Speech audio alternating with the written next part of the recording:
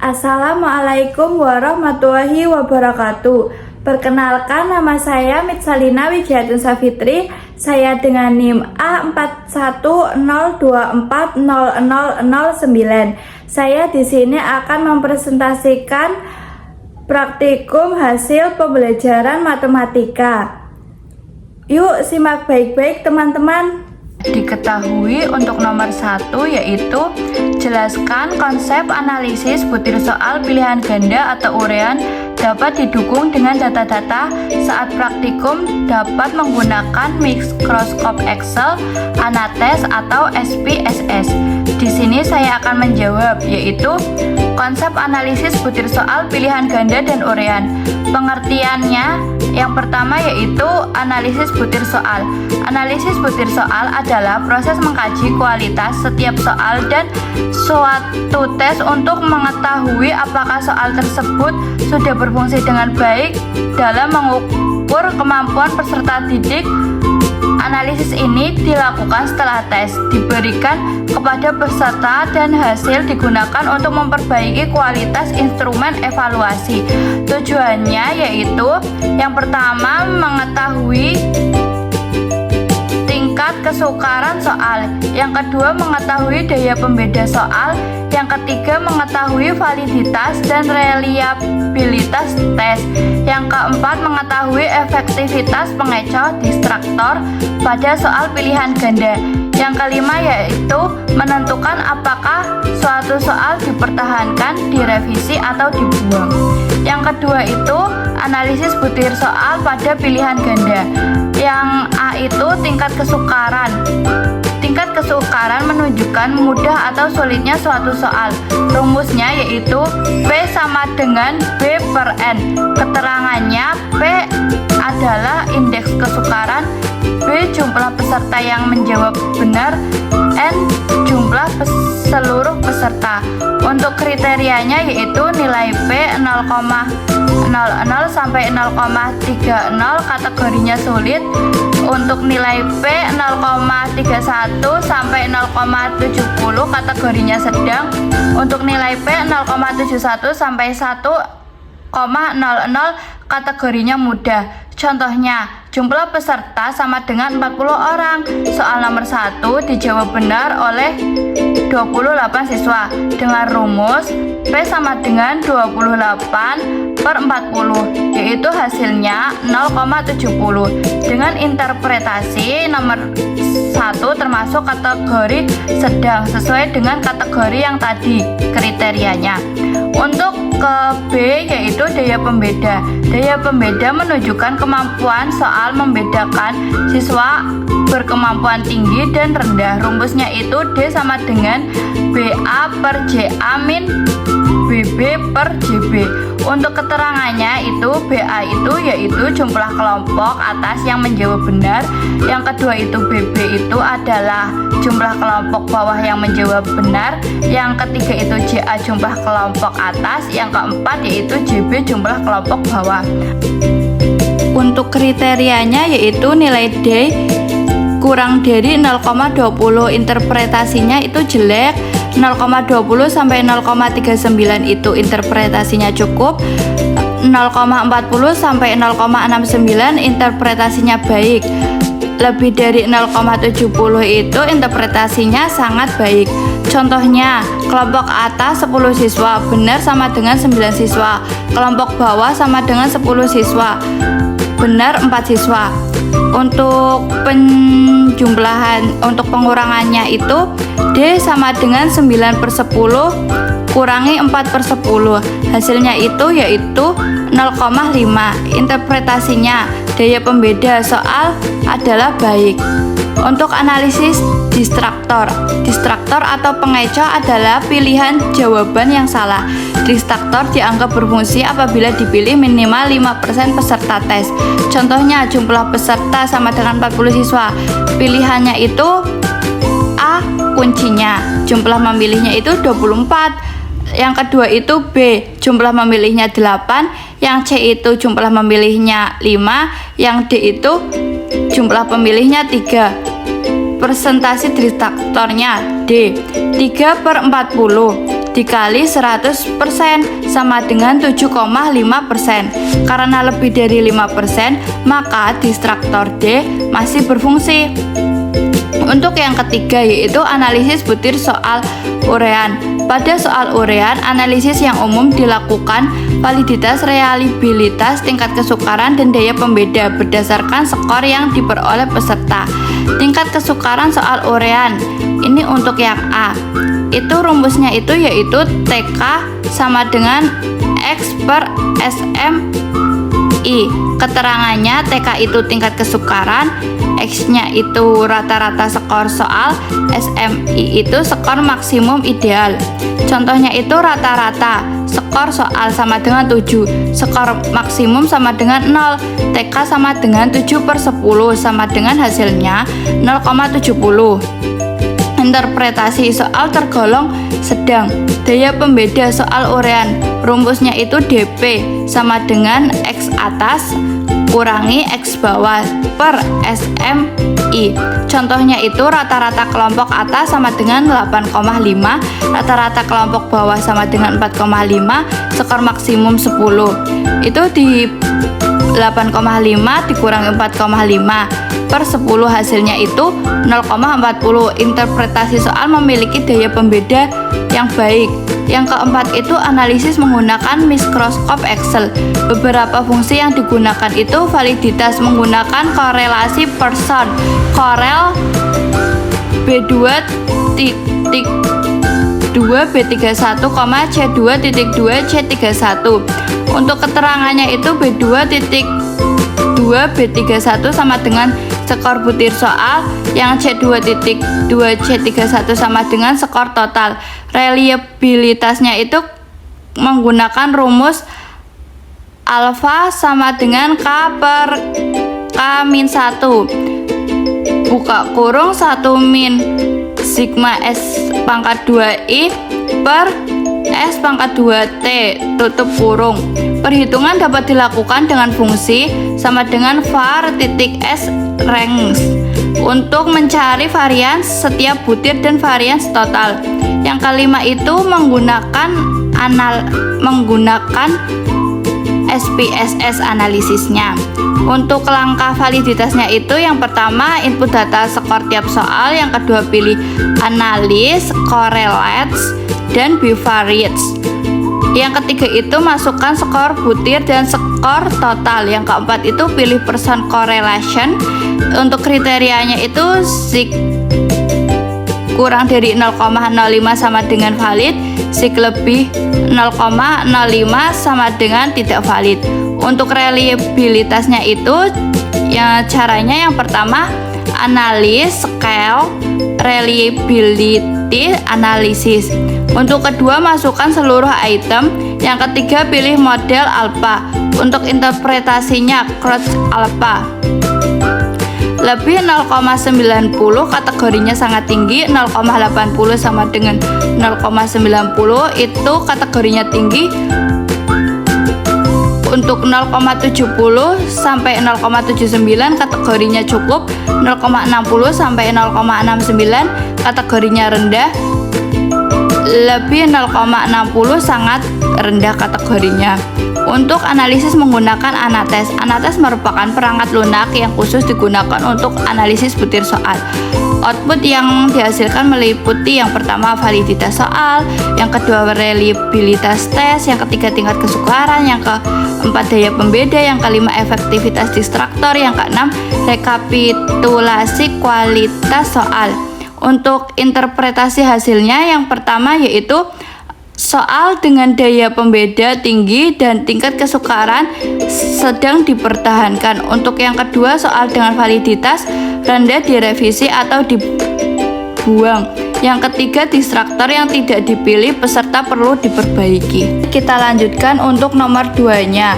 Untuk soalnya itu yaitu berikut merupakan nilai 35 orang siswa dalam mengikuti tes bahasa dengan TOEFL prediction test dan ujian sekolah.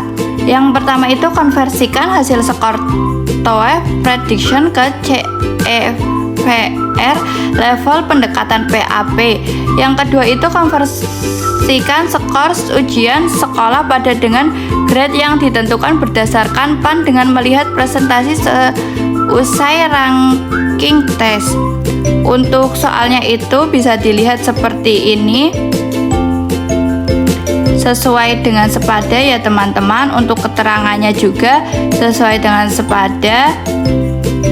Yang pertama yaitu tentukan kesenjangan perolehan konversi dari tes TOEFL dan ujian sekolah.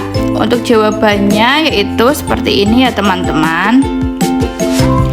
Yang pertama itu kita cari nomornya itu sesuai soal yang tadi di sepada. Untuk nomornya itu 1 sampai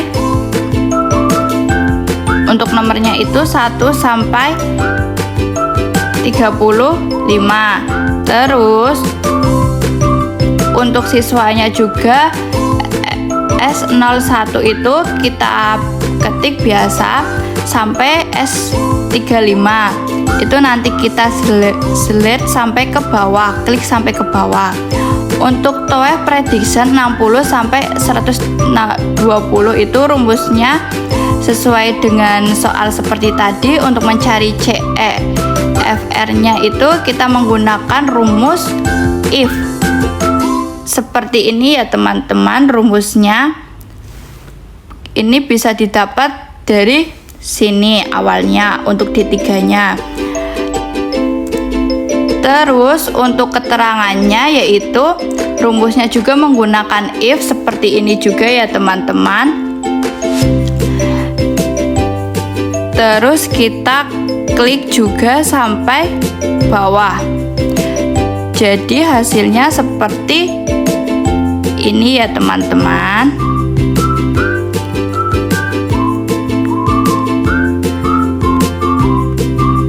Ini untuk keterangannya, berarti teman-teman itu harus melihat keterangannya terlebih dahulu untuk bisa mengerjakan soal ini. Kita lanjut untuk nilai ujiannya ya teman-teman. Seperti biasa kita klik sampai 1 sampai 35 sampai ke bawah. Terus siswanya juga kita klik sampai 101 sampai S35. Untuk ujian sekolahnya itu sudah terdapat di soalnya. Ini untuk keterangannya, untuk menjawab ranking-rankingnya, presentasinya, grade-nya, keterangannya.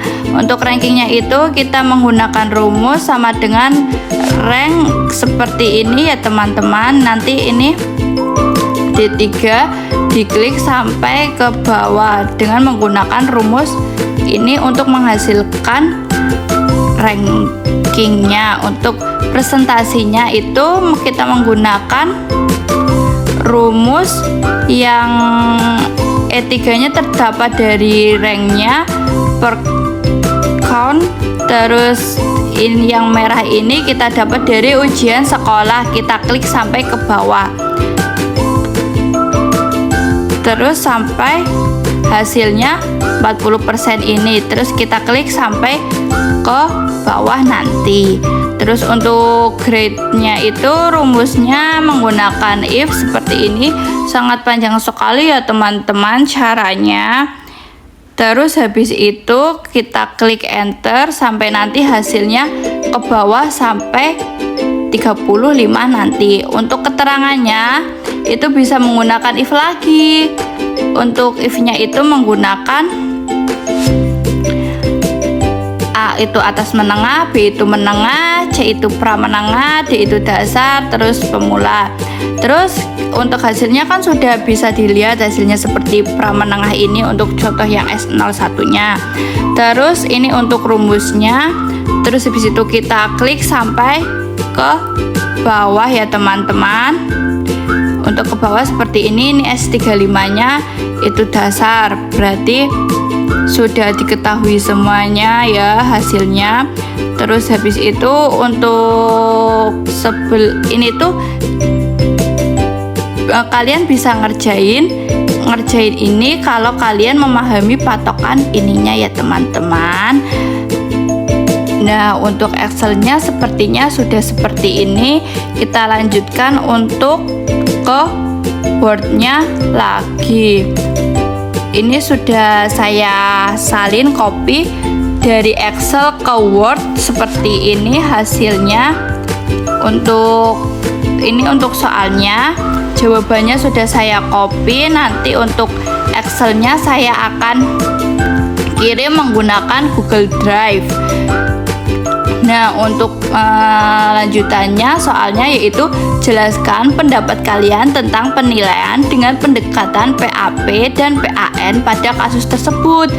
Menurut saya itu jawabannya kesenjangan perolehan konversi dari tes TOEFL dan ujian sekolah hasil konversi TOEFL prediction menunjukkan bahwa mayoritas siswa berada pada level A2 11 siswa dan B1 12 siswa. Selain itu terdapat 4 siswa pada level B2, terus dilanjutkan 7 siswa pada level A1 dan 1 siswa pada level below A1. Sementara itu, hasil konversi ujian sekolah dengan pendekatan PAN menunjukkan bahwa mayoritas siswa memperoleh grade C 20 siswa, diikuti grade B 7 siswa, grade D 6 siswa, grade A 2 siswa, dan grade E 1 siswa. Terdapat beberapa kesenjangan antara hasil TOEFL dan ujian sekolah, misalnya yang pertama, S01 memperoleh level B1 menengah pada TOEFL, tetapi hanya memperoleh grade C pramenengah pada ujian sekolah. Untuk kedua itu, S09 memperoleh level B2 atas menengah, umumnya hasil memperoleh grade B menengah. Untuk ketiga itu, S16 memperoleh level B1 tetapi memperoleh grade B, yang menunjukkan hasil relatif lebih baik dibandingkan beberapa siswa yang juga berada pada level B1. Untuk S04 itu memperoleh below A1 dan grade 6, sehingga hasil kedua terus menunjukkan kemampuan yang sama-sama rendah.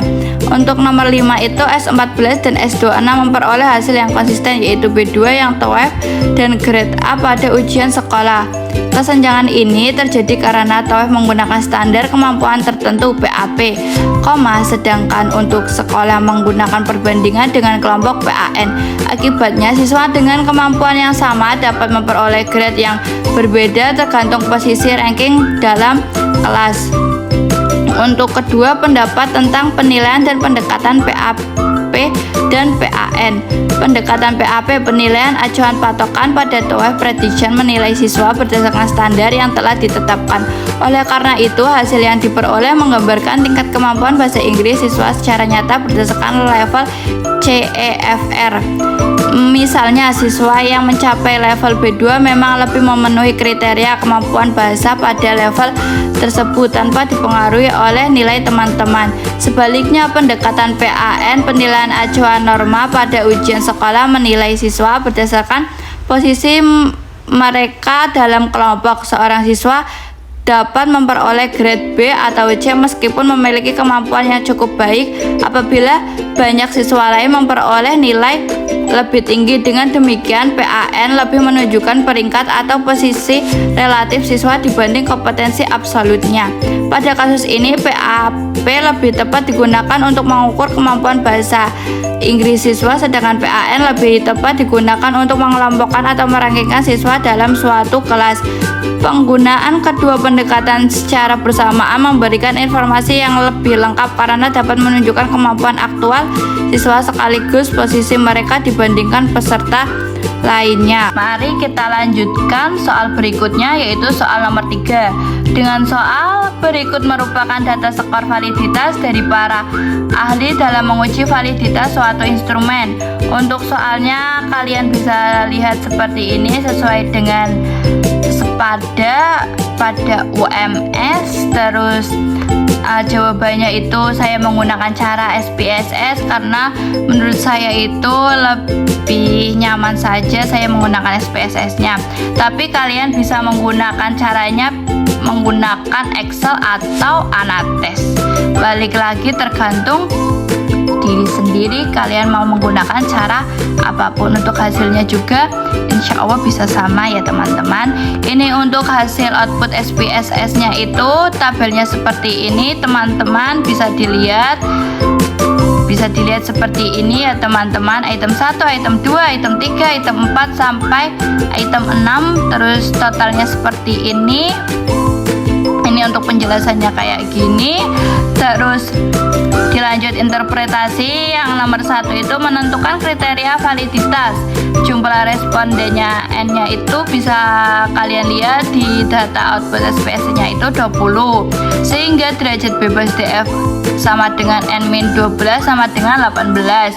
18 itu 20 kurangi 2. Pada taraf signifikat 5% nilai R tabel sama dengan 0,444. Kriterianya itu jika R hitung kurang R tabel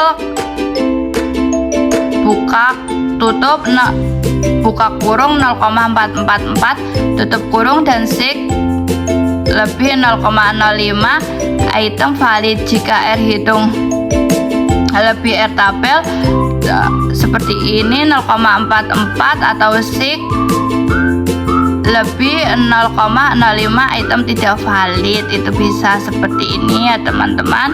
Untuk interpretasi per itemnya itu terdapat, tadi kan dilihat dari tabel output SPS-nya itu itemnya ada 1, 2, 3, 4, 5, 6. Berarti itemnya itu ada 6. Untuk korelasinya itu total R hitungnya itu terdiri dari item 1 korelasi dengan total R hitung 0,618, signya itu 0,004, dengan keputusan itu valid. Terus item 2 itu 0,582 itu korelasi dengan total R hitungnya. Untuk signya itu 0,007 untuk keputusannya valid. Terus item 3 itu 0,266 korelasi dengan total R hitungnya. Terus untuk signya itu 0,256, terus keputusannya itu tidak valid. Dilanjut sampai seterusnya sampai item 6 yaitu korelasi dengan total R hitung 0,363, signya itu 0,115, terus keputusannya tidak valid. Kalian bisa lihat penjelasannya. Untuk itemnya itu berbeda-beda ya penjelasannya. Untuk item 1 nilai korelasi item 1 terdapat skor total sebesar 0,618 dengan nilai signifikan 0,004 karena nilai korelasi lebih besar dari R tabel 0,444 dan nilai signifikan lebih kecil dari 0,05, maka item 1 dinyatakan valid. Hal ini menunjukkan bahwa item 1 mampu mengukur konstruk yang sama dengan instrumen secara keseluruhan. Untuk item 2, nilai korelasi item 2 terdapat skor total sebesar 0,582 dengan signifikan 0,007. Nilai korelasi tersebut lebih besar dari R tabel dan signifikan pada taraf 5%, sehingga item 2 dinyatakan valid. Artinya item 2 memiliki hubungan yang cukup kuat dengan skor total dan layak digunakan dalam instrumen. Untuk item 3 itu nilai korelasi item 3 terdapat skor total sebesar 0,266 dengan signifikan 0,256 karena nilai korelasi lebih kecil dari R tabel dan nilai signifikan lebih besar dari 0,05, maka item 3 dinyatakan tidak valid. Hal ini mengidentifikasikan bahwa item 3 sebelum mampu mempresentasikan konstruk yang diukur oleh instrumen secara keseluruhan. Untuk item 4, nilai korelasi item 4 terdapat skor total sebesar 0,490 dengan signifikan 0,028. Nilai korelasi tersebut lebih besar dari R tabel dan signifikan pada taraf 5%, sehingga item 4 dinyatakan valid. Dengan demikian item 4 dapat dipertahankan dalam instrumen penelitian. Terus item kelima itu nilai korelasi item 5 terdapat skor total sebesar 0,516 dengan signifikan 0,020 karena nilai korelasi melebihi R tabel dan nilai signifikan kurang dari 0,05, maka item 5 dinyatakan valid. Artinya item 5 memiliki kemampuan yang baik dalam mengukur variabel penelitian. Terus yang terakhir itu item 6, nilai korelasi item 6 terdapat skor total sebesar 0,363 dengan signifikan 0,1 115 nilai korelasi lebih kecil dari R tabel dan tidak signifikan, sehingga item 6 dinyatakan tidak valid. Oleh karena itu item 6 sebaiknya direvisi atau dihapus dari instrumen.